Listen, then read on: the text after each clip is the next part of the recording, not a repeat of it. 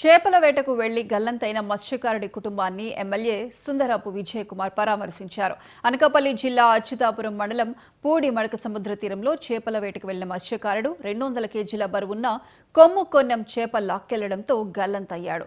మత్స్యకారుడి ఆచూకీ కోసం అధికారులు, కోస్టల్ గార్డ్ గాలింపు చర్యలు చేపట్టినా ఫలితం లేకుండా పోయింది.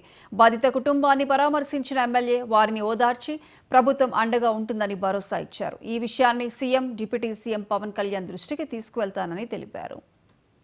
వల్ల అక్కడ ఉన్న చోడుపల్లి ఎర్రయ్య అనే కుర్రాడు, ఆ కుర్రాడికి కాలుకి చిక్కుకోవటం, ఇది ఎప్పుడో ఇలాంటివి వినలేదు. కానీ ఇది ఒక యాక్సిడెంట్.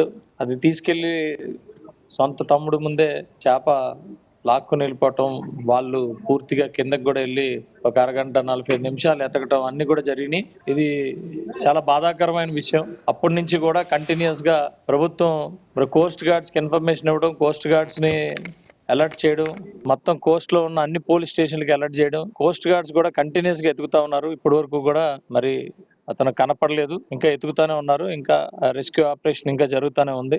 మరి ఆ కుటుంబానికి చాలా బాధాకరమైన విషయం. కుర్రోడు ఇలా తప్పిపోవడం అనేది ఇలా